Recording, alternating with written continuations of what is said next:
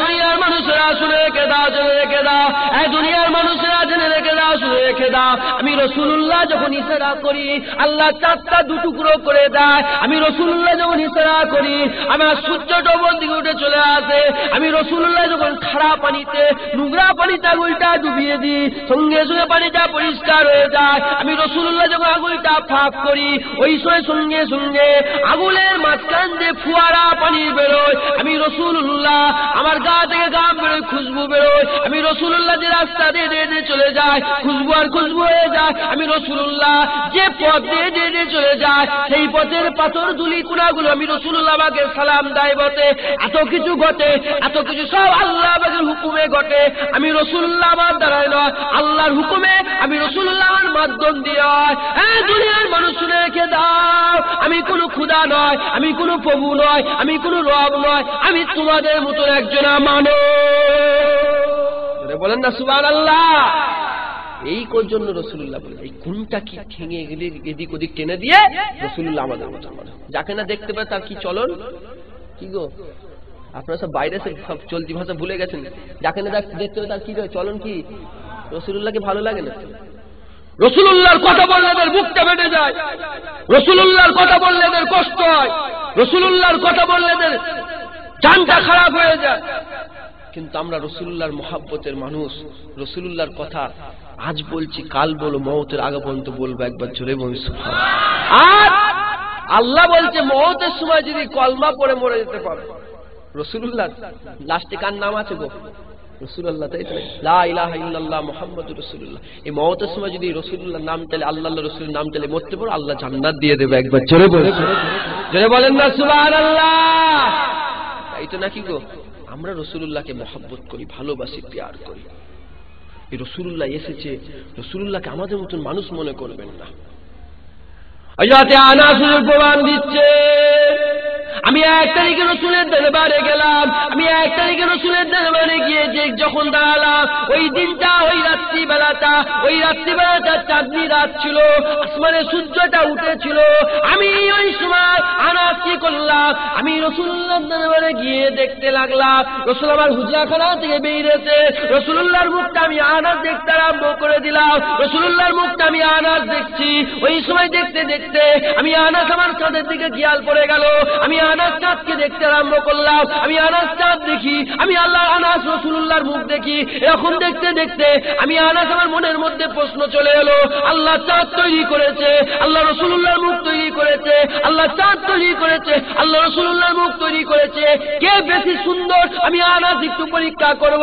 এই না মনে করে আনাস একবার চাঁদ দেখে, একবার রাসূলুল্লাহর মুখটা দেখে, একবার রাসূলুল্লাহর মুখটা দেখে, একবার চাঁদ দেখে। এরকম দেখতে দেখতে আনাস শুধু হাদিসের মধ্যে লিখে দিলেন, আমি আনাস প্রমাণ পেয়ে গেছি আল্লাহ পাক রাসূলুল্লাহর মুখটা চাঁদের থেকেও বেশি সুন্দর করেছে। কি গো, রাসূলুল্লাহ আমাদের মতন মানুষ? 1,24,000 বা 2,24,000 নবী পয়গম্বরের মধ্যে সবচেয়ে খুবসুরত আল্লাহ পাক করেছেন কাকে জানেন? ইউসুফ আলাইহিস সালামকে, তাই না? তো নবী পয়গম্বর এসেছিলেন ইউসুফ আলাইহিস সালাম। ইউসুফ আলাইহিস সালামের জামানায় 10 জনা মিশরের মহিলাকে দাঁড় করিয়ে দেওয়া হয়েছিল সামনে, হাতে একটা করে ছুরি দেওয়া হয়েছিল, আপেল দেওয়া হয়েছিল। তারা ইউসুফ আলাইহিস সালামের সামনে দাঁড়িয়ে আপেল হাতে আর ছুরি নিয়েছিল, আর বলা হয়েছিল আপেলগুলো কাটো। ইউসুফ আলাইহিস সালামকে দেখে এমন পাগল হয়ে গেছে, এমন দিওয়ানা হয়ে গেছে, তারা নিজেদের আপেল না কেটে মেয়েগুলো কি করেছিল গো? আঙুলগুলো কেটে ফেলে রক্ত কোনো খেয়াল নেই, দিওয়ানা হয়ে গেছে। আম্মাজান আয়েশা সিদ্দিকা হুজুর বলছেন, আম্মাজান আয়েশা সিদ্দিকা হুজুর বলে, এই দুনিয়ার মানুষেরা শুনে রেখে দাও, শুনে রেখে দাও, তোমরা একটু খেয়াল করে শুনে রেখে দাও। তোমরা কার সামনে কথা বলছো? আমার রাসূলের কথা আমি আয়েশা বলি, শুনে রেখে দাও। আমার রাসূলের কথা আমি আয়েশা বলি, শুনে রেখে দাও। ওই মিশরের 10টা মহিলা যারা ইউসুফ আলাইহিস সালামকে দেখে আপেলের বদলে হাত কেটে ফেলেছিল, ওই মহিলাগুলো যদি আমার রাসূলুল্লাহকে দেখে ফেলতো, ওই মহিলাগুলো যদি দিন দুনিয়ার বাদশাকে দেখে ফেলতো, ওই মহিলাগুলো যদি সায়েন্সকে দেখে ফেলতো, ওই মহিলাগুলো যদি রাসূলদের ইমামকে দেখে ফেলতো, ওই মহিলাগুলো কি করতো? ওদের সামনে যদি রাসূলুল্লাহকে দাঁড় করানো হতো, তাদের হাতে যদি ছুরি দেওয়া হতো, তাদের হাতে যদি আপেল দেওয়া হতো, তারা কি করত? ওই ছুরি দিয়ে আপেল না কেটে, ওই ছুরি দিয়ে আগুন না কেটে, ওই ছুরিগুলো নিয়ে রাসূলুল্লাহর মহব্বতে পাগল হয়ে গিয়ে নিজেদের দিলগুলোকে কেটে ফেলতো। দিল কেটে ফেলতো রাসূলের মহব্বত। রাসূলুল্লাহকে আল্লাহ পাক এত সুন্দর করেছে। রাসূলুল্লাহ আমাদের মতন মানুষ। রাসূলুল্লাহ দুনিয়ার জমিনে এলেন আমন্ত্রণ করতে, হুর এলো, হুর, আল্লাহ পাক হুর পাঠালেন। শিশু নবী আমার পড়ে আছে, আল্লাহ পাকের সব মালাইকা ফেরেশতা একে একে একে একে একে হুজুরকে দেখতে এসলেন, হুজুরকে দেখতে এসলেন। হুজুরকে যখন সমস্ত মালাইকা ফেরেশতাদের দেখা হয়ে গেল, ফুফুজান ভিতরে ঢুকেছে, ফুফুজান রাসূলুল্লাহকে দেখতে এলে, রাসূলুল্লাহকে যখন ফুফুজান দেখতে এলে, দেখে শিশু নবী আমার মাথাটা ওপর করে বুঝে আর মুখ দিয়ে যেন কি একটা বলছে। ফুফুজান কানটা মুখের কাছে নিয়ে যায়, দেখা যায় শিশু নবী ওই জায়গায় পড়ে পড়ে ইয়া হাবলুল উম্মতি, ইয়া হাবলুল উম্মতি, আল্লাহ বলে উম্মতের কি হবে, উম্মতের কি হবে বলে ওই বাচ্চা বেলায় আমাদের জন্য আল্লাহ দরবারে দোয়া করে। রাসূলুল্লাহ বিয়াদবি করেন না, আল্লাহ সব শেষ করে দেবে। কথা ঠিক না? আগে নামাজ না আগে রসুল বলেন তো, জোরে বলেন। আগে রসুল তারপরে নামাজ। আপনি নামাজ পড়েন না, আপনার ইমানটা কমজোর হয়ে গেল, ইমানটা নষ্ট হলো না, আপনি বেঈমান হয়ে গেলেন। আপনি নামাজ পড়ছেন, রসুলের স্থানে খারাপ মনোভাব আপনার, রসুলুল্লাহর স্থানে খারাপ ধারণা আছে, খুদার কসম ওই নামাজ আপনাকে জান্নাত নিয়ে যেতে পারবে না। পারবে? ওই রোজা আপনাকে জান্নাত নিয়ে যেতে পারবে না। নামাজ পড়ে পড়ে যদি কপাল কালো করে ফেলে, আপনার লাভ কিছু হবে না। হবে ভাইজান রাসূলুল্লাহকে মহব্বত করে, রাসূলুল্লাহকে ভালোবাসে, এটা রাসূলুল্লাহকে ভালোবাসে, রাসূলুল্লাহকে মহব্বত করে, রাসূলুল্লাহকে প্যার করে। আজান হচ্ছে, আপনারা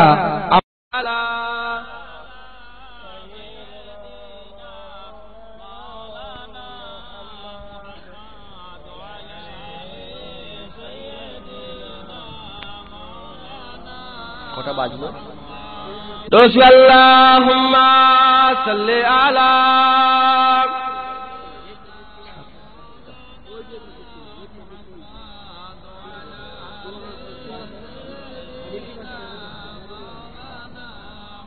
কালমে লা ইলাহা ইল্লাল্লাহ, লা ইলাহা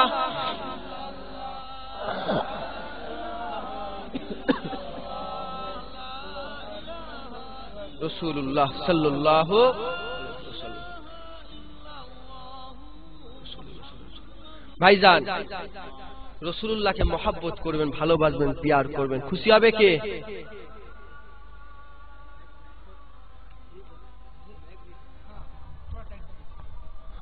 দাঁড়ি পালা ঠিক করতে করতে খদ্দের পালা, পাগড়ি বানতে বানতে যুদ্ধ শেষ, মাইক ঠিক করতে করতে বক্তা শেষ, টাইম শেষ।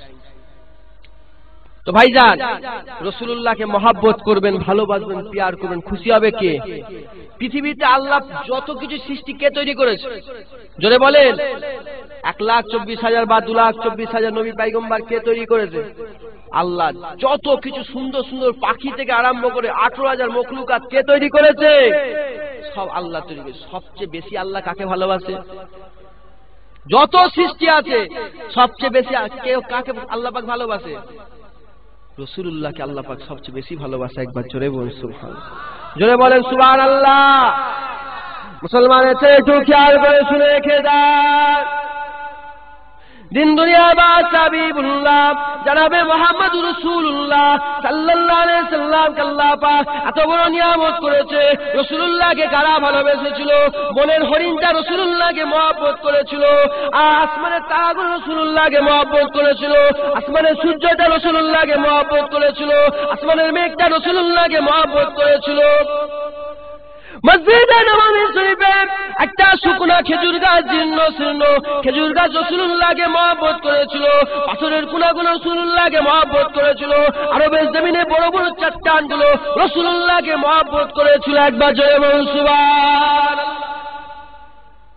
কিছু হবে না? সুবহানাল্লাহ। সব রাসূলুল্লাহকে মহব্বত করেছিল। কিছু মহব্বতের কথা শুনাই।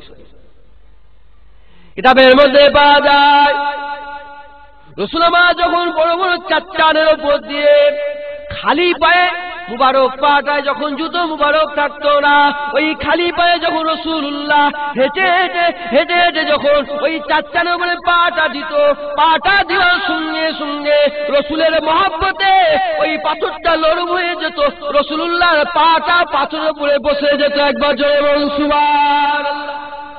পাথর নরম হয়? পানি দিলে নরম হবে? কাদা কাদা হবে? কোন কেমিক্যাল আছে নরম হবার? আছে? নেই। আমি নিজের চোখে দেখেছি, আপনারা হয়তো দেখেছেন। এই আপনার দিল্লিতে জুম্মা মসজিদ আছে না, ওই জুম্মা মসজিদে একটা পাথর রাখা আছে। এবং যারা হাজী সাহেব হজ করতে যায়, আরবের জমিনে মিউজিয়াম আছে না নাই? কি আরবের মিউজিয়ামে কি দেয়? রাসূলুল্লাহর পাগড়ি দেখায়, রাসূলুল্লাহর লুটা মুবারক দেখায়, লাঠি মুবারক দেখায়, দেখায় না দেখায় না? ওর সাথে সাথে একটা পায়ের ছাপ দেখায়। কোথায় পায়ের ছাপ? পাথরের উপরে পায়ের ছাপ। এই পায়ের ছাপটা পড়লো কি করে? কি করে পড়লো? আপনি পা দিলে পাথর জীবনে নরম হবে গো? আরে কথা বলে। রাসূলুল্লাহ যখন পাটা দিত, খালি পায়ে পা দিত, রাসূলুল্লাহর পাটা খালি পা আছে আর শক্ত পাথর, রাসূলুল্লাহর পায়ে আঘাত লেগে যাবে, পাথর নরম হয়ে যেত, রাসূলুল্লাহর পাটা বসে যেত। একবার জোরে বলুন সুবহানাল্লাহ। আমি নিজে হাতে করে দেখেছি, ভালো করে মাথা থেকে সব জায়গায় লেগেছে। তাতে যদি কেউ খারাপ মনে করে, মনে করে কি গো? এই মহব্বত, তাই তো নাকি গো? আর কে মহব্বত করেছিল? মদিনা শরীফে মসজিদ নববী শরীফে যে জায়গাটা রাসূলুল্লাহ দাঁড়িয়ে ইমামতি করতেন, ওই জায়গাটা রাসূলুল্লাহ পাক যে জায়গায় ইমামতি করতেন, ওই জায়গার পাশে একটা শুকনা খেজুর গাছ ছিল। খেজুর গাছটা মরা ছিল। ওই শুকনো খেজুর গাছটা, ওই খেজুর গাছটা রাসূলুল্লাহকে মহব্বত করেছিল। কেমন মহব্বত করেছিল শুনবেন? কি গো? কি গো, আপনারা রাসূলের অনুসরণ করবেন না করবেন না? রাসূলের ইত্তেবা করবেন না করবেন না? আপনারা সবাই আল্লাহর মহব্বত পেতে চান না চান না? আমার আল্লাহ কি বলছে শুনবেন। আল্লাহ পাক কোরআনে বলেন, কুন ইন কুনতুম তুহিব্বুনাল্লাহ ফাত্তাবিউনি ইউহিব্বুকুমুল্লাহ ওয়া ইয়াগফির লাকুম যুনুবাকুম আল্লাহু গফুরুর রহিম। আমার বান্দা, তোমরা যদি আমি আল্লাহ আমার মহব্বত পেতে চাও, আমার ভালোবাসা হাসিল করতে চাও, আমার প্যার, আমার মহব্বত হাসিল করতে চাও, আমার হাবিবের ইত্তেবা করো, আমার হাবিবের অনুসরণ করো। তোমরা যদি আমার হাবিবের অনুসরণ করো, আমি আল্লাহ কি করব? আমি আল্লাহ তোমাদের জীবনের সমস্ত গুনাহ মাফ করে দেব। কেন মাফ করব? আমার কি ক্ষমতা আছে? আমি হচ্ছে গফুরুর রহিম, আমি মাফ করনেওয়ালা। জীবনের সমস্ত গুনাহ আমি আল্লাহ মাফ করে দেব। কার অনুসরণ করলে? রাসূলের অনুসরণ করলে আল্লাহর মহব্বত পাওয়া যাবে, আল্লাহ গুনাহ মাফ করে দেয়। কি গো, রাসূলের অনুসরণ করবে? রাসূলের কথা বলছি বলে আপনাদের কষ্ট হচ্ছে না তো? হ্যাঁ, ওই মসজিদ নববী শরীফে যে জায়গা থেকে রাসূলুল্লাহ ইমামতি করতেন, পাশে একটা খেজুর গাছ ছিল। খেজুর গাছটা ঘটনাটা এমন ছিল যে ইসলামে মানুষ আস্তে আস্তে বেড়ে গেল। কথা ঠিক না ভুল? ইসলামে মানুষ আস্তে আস্তে বেড়ে গেল। রাসূলুল্লাহ সাহাবা 1 লক্ষেরও বেশি হয়ে গিয়েছিল। একবার জোরে বলুন সুবহানাল্লাহ। রাসূলুল্লাহ বিদায় হয়ে যে ভাষণ দিলেন, 1 লক্ষেরও বেশি সাহাবা। একবার জোরে বলুন সুবহানাল্লাহ। তাহলে মসজিদে নববী শরীফটা প্রথমে ছোট ছিল, এবার সাহাবা বেড়ে গেছে, মসজিদ নববী ছোট হয়ে যাচ্ছে, লোক ধরছে না। তাহলে কি গো, মসজিদ নববী শরীফটা বাড়াতে হবে তো নাকি গো? রাসূলুল্লাহ বললেন, বাবা সাহাবা, এই মেম্বারটাকে তোমরা চাগাও, মেম্বারটাকে চাগিয়ে একটু সামনের দিকে একটা নির্দিষ্ট জায়গা রাসূলুল্লাহ বলেন ওখানটায় দাও। সামনে মেম্বার চলে গেলে পেছনে জায়গা পাচ্ছে না, কমছে গো। তাহলে লোক বেড়ে যাবে না কমে যাবে? বাড়বে। রাসূল আমার নির্দিষ্ট জায়গা দেখিয়ে দিলেন। রাসূল আমার নির্দিষ্ট জায়গা দেখিয়ে দিলেন। ওই সময় রাসূলুল্লাহ তাকাবার পরে রাসূলুল্লাহ চলে গেলেন। সাহাবা হুজুরা কি করলে? ওই মেম্বারটা জাগালে, চাগিয়ে চাগিয়ে চাগিয়ে চাগিয়ে ওই নির্দিষ্ট জায়গায়, ওই নির্দিষ্ট জায়গায় ওই মেম্বার শরীফটা লাগিয়ে দিলেন। মেম্বার শরীফটা রেখে দিলেন। রাখার সঙ্গে সঙ্গে সাহাবা হুজুরদের কানে একটা কান্নার আওয়াজ চলে আসে। সাহাবা হুজুরদের কানে কি হচ্ছে? কি এসছে? কান্নার আওয়াজ এসছে।